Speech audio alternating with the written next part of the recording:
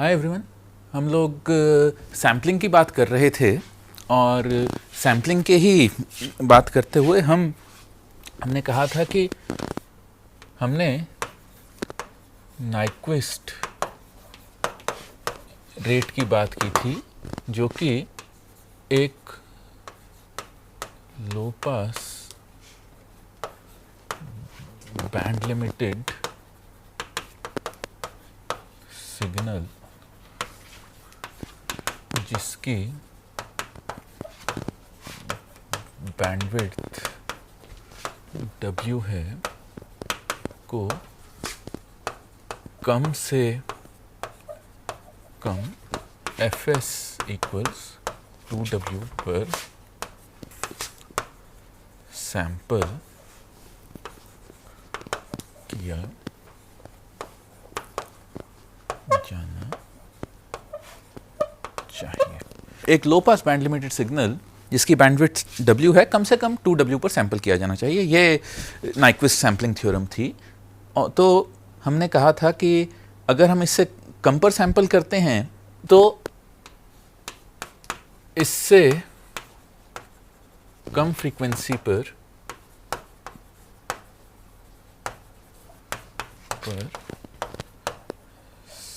Sample करने से वो सिग्नल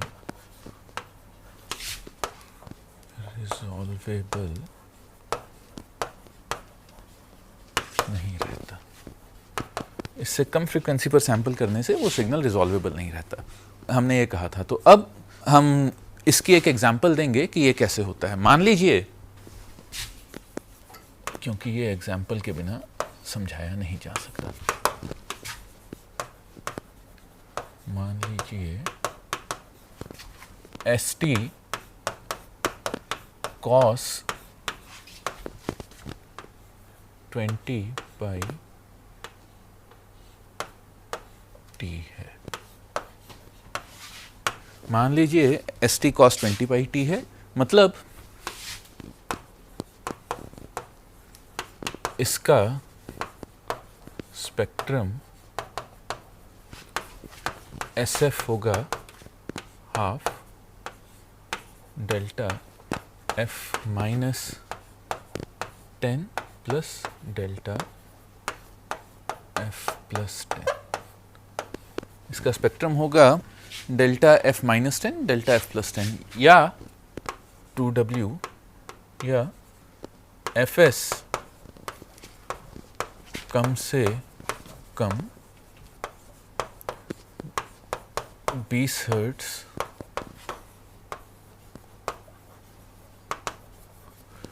Fs कम से कम 20 हर्ट्ज होना चाहिए। अब Fs कम से कम 20 हर्ट्ज होना चाहिए, पर अगर और SPF होगा summation SF minus KFS, K goes from minus infinity to infinity। तो ये होगा, अब मान लीजिए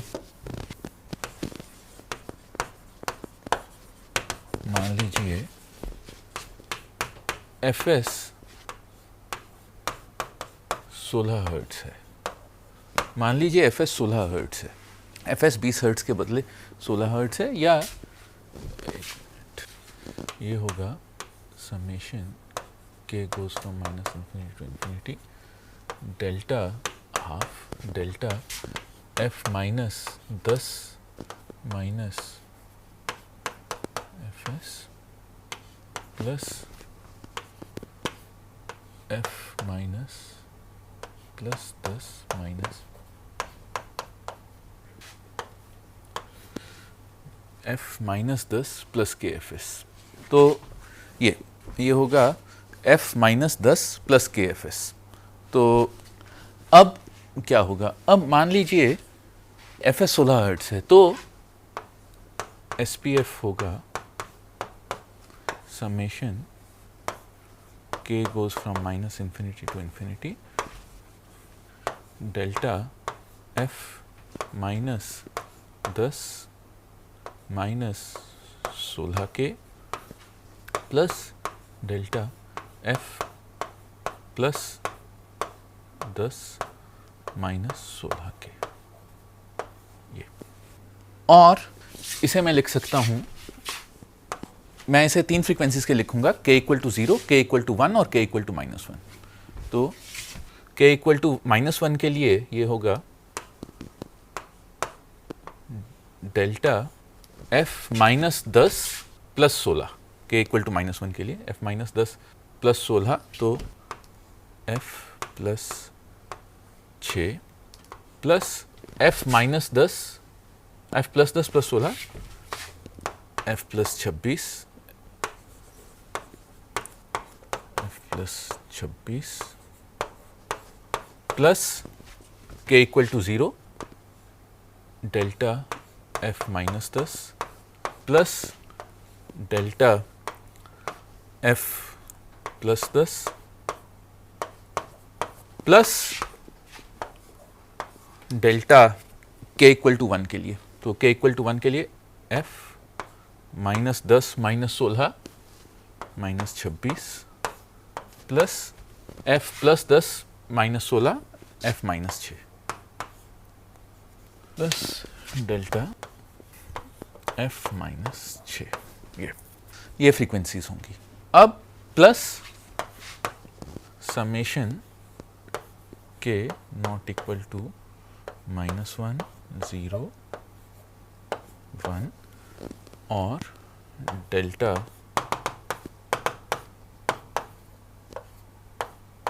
ये। अब मैं इसे लो पास फिल्टर करूंगा। ये मेरा सैंपल सिग्नल हो गया। अब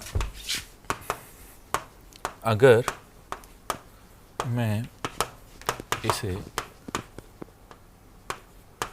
fs/2 पर लो पास फिल्टर करूं तो fs/2 हुआ 8 हर्ट्ज। अगर मैं इसे fs/2 पर लो पास फिल्टर करूं तो ये हाफ यहाँ रखना ज़रूरी है।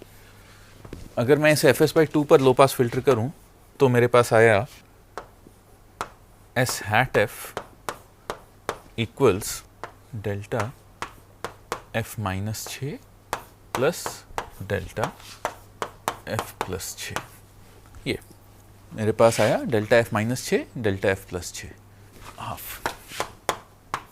मैं यहाँ सैम्पलिंग फ्रीक्वेंसी से नॉर्मलाइज कर लिया, या सैम्पलिंग फ्रीक्वेंसी से जो मल्टीप्लिकेशन होती है उसे जानकर छोड़ दिया है। ध्यान रखिए कि ये सैम्पलिंग में जब आप फ्रीक्वेंसी स्पेक्ट्रम जनरेट करते हैं, एक एफ एस आता है, उस एफ एस टर्म को मैंने स्केलिंग का पार्ट मानकर अभी के लिए छोड़ दिया है, वरना आप चाहें तो 16 से भी मल्टीप्लाई कर सकते हैं, पर अभी हम वो नहीं कर रहे हैं। तो delta f -6 plus delta f plus 6, या एस टी होगा, एस हैट टी होगा कॉस 12 पाई टी। तो हमने सिग्नल दिया था कॉस 20 पाई टी, और रिकंस्ट्रक्शन के बाद हमारे पास जो सिग्नल आया वो आया कॉस 12 पाई टी। तो इसका मतलब हुआ कि जो कॉस यहाँ पर सैम्पलिंग नाइक्विस्ट रेट से कम पर सैंपल करने से जो असली फ्रीक्वेंसी थी वो किसी और फ्रीक्वेंसी के रूप में आ रही है। तो यहाँ नाइक्विस्ट रेट से कम पर सैंपल करने से 20 हर्ट्ज की फ्रीक्वेंसी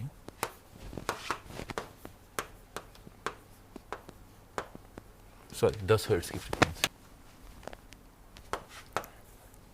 6 हर्ट्ज जैसे आ रही है। 10 हर्ट्ज की फ्रीक्वेंसी 6 हर्ट्ज जैसे आ रही है, क्योंकि मैंने उसे सैम्पलिंग रेट से कम पर सैंपल किया है। तो इन जनरल ये सभी नाइक्विस्ट रेट से ऊपर सभी फ्रीक्वेंसीज के लिए सच होगा। और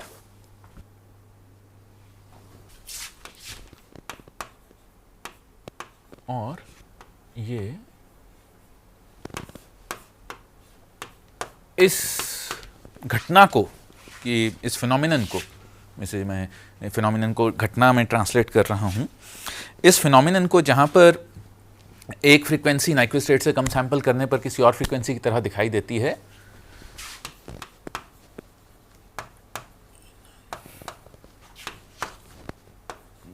घटना या को एलियासिंग कहा, इस घटना को एलियासिंग कहा जाता है। और एलियास का मतलब होता है छद्म नाम लेना या झूठा नाम लेना। तो क्योंकि यहाँ पर नाइक्विस्ट रेट से ऊपर की फ्रीक्वेंसी नाइक्विस्ट रेट से कम फ्रीक्वेंसी के छद्म रूप में आ रही है, उसके एलियास में आ रही है, इसलिए इस फिनोमिनन को एलियासिंग कहते हैं। इसका एक दूसरा एग्जाम्पल, एक प्रैक्टिकल एग्जाम्पल आप अपने आप कर देख सकते हैं। आप स्मार्टफोन और कैमरा फ़ोन सब लगभग सभी के पास हैं, तो अगर आपके पास एक स्मार्टफोन या एक कैमरा फ़ोन है तो आप ये चाहें तो करके देख सकते हैं कि आप का स्मार्टफोन 30 FPS या 60 FPS पर सैंपल करता है।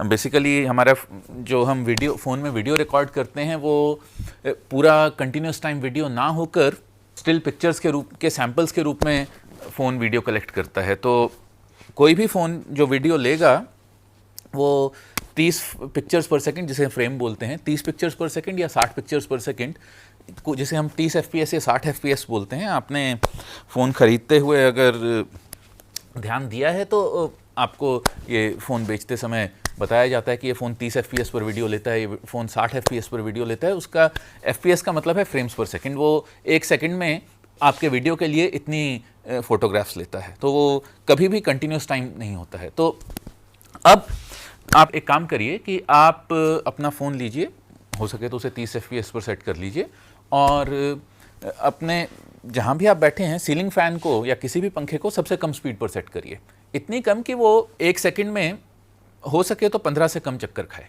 तो मान लीजिए कि आपका सीलिंग फ़ैन, अब मैं इसको बनाकर दिखा, तो आप ये देखेंगे कि जैसे जैसे आपका फ़ोन आप फ़ोन पर वीडियो रिकॉर्ड करेंगे या आप फ़ोन के कैमरा के थ्रू भी देखेंगे उसे, फ़ोन पर वीडियो रिकॉर्ड करने की ज़रूरत नहीं है आपको, आप सिर्फ फ़ोन के कैमरा व्यू फाइंडर में देखिए उसे, और आपको ये दिखाई देगा कि आपका फ़ोन आपके घूमते हुए पंखे की वीडियो बना रहा है।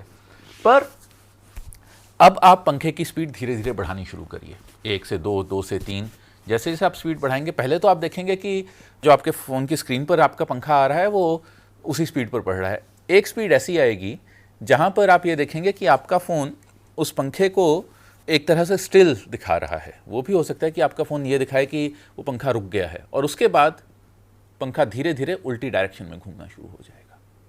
तो जिस डायरेक्शन में आपके फ़ोन पर वो पंखा घूम रहा है, वो और पंखे के घूमने की असली डायरेक्शन उल्टी होंगी, और वो पंखा आपके फ़ोन में उल्टी डायरेक्शन में धीरे घूमता हुआ दिखाई देगा। तो ये भी इसी सैम्पलिंग थ्योरी और एलियासिंग का ही एक असर है। कैसे होता है ये मैं करके दिखाता हूँ। मान लीजिए कि जो भी आपका पंखा है वो ये उसका सेंटर है, और वो ऐसे घूम रहा है इस स्पीड पर। उसकी स्पीड कुछ भी है, मान लीजिए उसकी स्पीड है एंगुलर स्पीड ओमेगा एफ, उस पंखे के घूमने की स्पीड है ओमेगा एफ।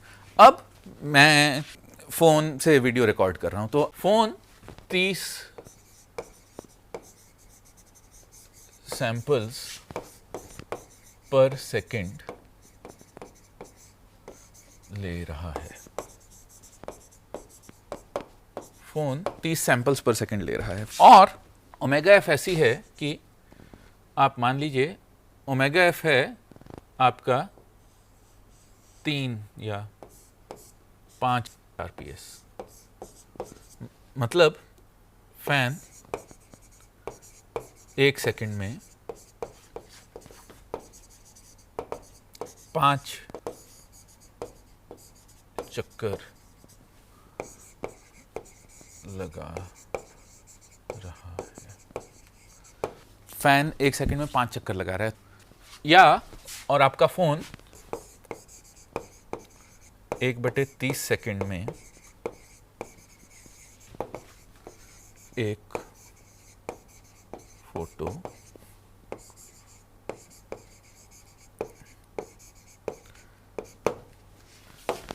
तो पहली फोटो आप लेंगे, मैं लिख देता हूँ, ओमेगा एस है 5। तो आपने जो पहली फोटो ली वो ली 1/30 सेकंड पर, यानी कि जो पहली फोटो के टाइम पर, मान लीजिए ये स्टार्टिंग लाइन है, यहाँ से स्टार्ट किया तो, और फैन ऐसे घूम रहा है, तो पहली फोटो आपने ली जब 1/30 सेकंड पर, जबकि फैन ओरिजिनल एंगल से, एंगुलर वेलोसिटी से आप कर देख सकते हैं कि ओरिजिनल एंगल से फैन 60 डिग्री घूम चुका था। सो आपने पहली फोटो ली 60 डिग्री पर, तो ये आपकी पहली फोटो 60 पर, दूसरी 120 पर, तीसरी 180 पर, चौथी 240 पर, पांचवी 300 पर, और छठी फोटो पर आपका फैन अपनी असली जगह पर वापस आ गया। तो आपने 5 आरपीएस पर 60, 2, 3, 4, 5, 120 degree, 180 degree, 210 degree, 240 degree, 300 degree और 6 360 डिग्री। आप इसे चाहें तो रेडियंस में भी कर सकते हैं ये पाई, बट ऐसे इसे देखना आसान है। 60 डिग्री 100। अब अगर फैन 10 आरपीएस पर घूमेगा तो जब आप पहली फोटो लेंगे तब तक वो 120 डिग्री घूम चुका होगा, क्योंकि फैन की स्पीड डबल हो गई है। तो जो आप पहली फोटो लेंगे वो यहाँ आएगी। तो 10 आरपीएस पर पहली फोटो आपने ली 120 डिग्री पर, दूसरी फोटो आपने ली, मान लीजिए फैन में एक ही ब्लेड है, वैसे तो फैन में 3 ब्लेड्स होते हैं बट एक ही ब्लेड है, तो दूसरी फोटो आपने ली, या आपका जिस ब्लेड को आप फॉलो कर रहे हैं वो 120 डिग्री घूम चुका होगा, दूसरी फोटो के समय वो 240 डिग्री, और तीसरी फोटो के समय वो 360 डिग्री घूम चुका होगा। चौथी फोटो फिर 120, ऐसे ही चलेगा। अब यहाँ से कहानी थोड़ी इंटरेस्टिंग हो जाती है। फैन की स्पीड है 15 आरपीएस, तो यहाँ पर 180 डिग्री, तो यहाँ के बाद आपकी पहली फोटो आई यहाँ पर, यहाँ जो आप फैन की पहली फोटो लेंगे जब वो फैन आधा चक्कर लगा चुका होगा। 180, 360, 180, 360। तो अब आपको फैन केवल 180 पर, जब आप 15 आरपीएस पर फैन घूम रहा होगा, आपको फैन की फोटो या जिस ब्लेड को आप देखकर फैन को घूमता हुआ मान रहे हैं वो आपको 2 जगह पर घूमता हुआ मिलेगा। अब इस पॉइंट पर आप ये नहीं बता सकते कि फैन किस डायरेक्शन में घूम रहा है, आपको बस वो फैन एक डायरेक्शन से दूसरी डायरेक्शन में घूमता हुआ दिखेगा। वो ऐसे भी घूम सकता है और वो ऐसे भी घूम सकता है। अब आता है इंटरेस्टिंग केस, जो है 20 आरपीएस।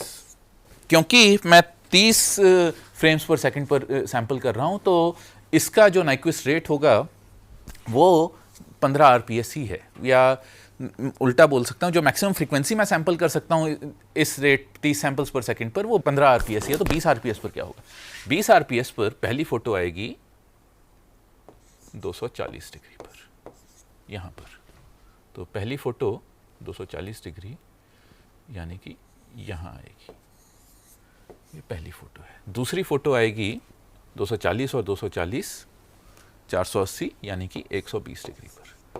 दूसरी फोटो यहां आएगी। तीसरी फोटो 480 प्लस 240 या 120 प्लस 240 यानी कि तीसरी फोटो वापस 360 डिग्री पर आएगी, यहां तीसरी फोटो। तो अब जब फैन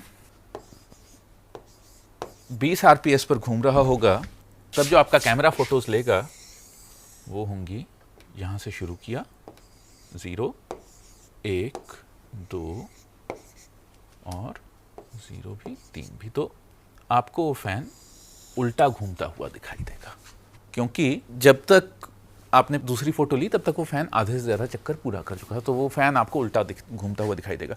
अगर इसे मैं बढ़ाकर 25 आरपीएस कर देता हूं तो आपकी जो फोटोज़ होंगी वो असल में आएंगी 300 डिग्री पर, 600 डिग्री पर, जो कि 600 डिग्री एक तरह से 300 डिग्री, 240 डिग्री और 180 डिग्री, 120 डिग्री और 60 डिग्री। तब आपकी फोटोज ऐसे आएंगी। तब आपको वो फैन 5 आरपीएस पर उल्टा घूमता हुआ दिखाई देगा। तो आप ये देख सकते हैं कि ये एलियासिंग का ये एक्सपेरिमेंट आप प्रैक्टिकली कर देख सकते हैं। नेचुरली आप अपने फ़ैन की स्पीड रेवोल्यूशंस पर सेकंड में नहीं नाप सकते, तो इसीलिए आप क्वांटिटेटिवली ये सब नहीं देख पाएंगे, पर आप फिर भी फ़ैन की स्पीड बढ़ाकर और अपने फ़ोन का कैमरा ऑन करके ये असर देख सकते हैं या ये इफ़ेक्ट देख सकते हैं, जिसे कि एलियासिंग कहा जाता है। तो aliasing sample analog to digital conversion में एलियासिंग एक बहुत इंपॉर्टेंट फिनोमिनन है, और एलियासिंग का मतलब होता है एक फ्रीक्वेंसी कोई दूसरे फ्रीक्वेंसी का छद्म रूप लेकर आ गई। एक फ्रीक्वेंसी जो कि ज़्यादा है वो किसी दूसरी फ्रीक्वेंसी का छद्म रूप लेकर आ गई है, जो कि हमें नहीं चाहिए। हम नहीं चाहते कि जब हम सैंपल किसी सिग्नल को सैंपल करें तो वो उसमें कोई ऐसी फ्रीक्वेंसीज हों जिनकी हमें ज़रूरत नहीं है। तो अब इसके लिए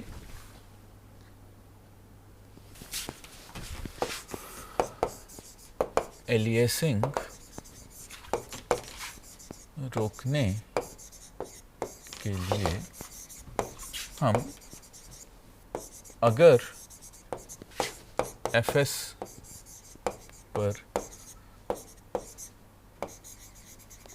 सैंपल कर रहे हैं तो सैम्पलिंग से पहले एक एंटी एलियासिंग फिल्टर लगाते हैं। तो सैम्पलिंग से पहले हम एक एंटी एलियासिंग फिल्टर लगाएंगे। एंटी एलियासिंग फिल्टर एक लो पास फिल्टर होता है, लगाते हैं, जिसका कट ऑफ fs बाई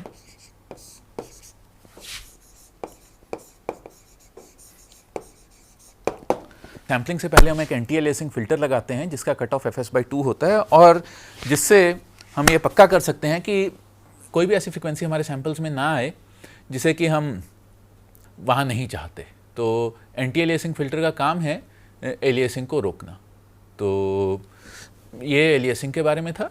अभी हमने सिर्फ लो पास सिग्नल्स की सैम्पलिंग की बात की है। अगले लेक्चर में हम देखेंगे कि बैंड पास सिग्नल्स को कैसे सैंपल किया जाता है। Thank you.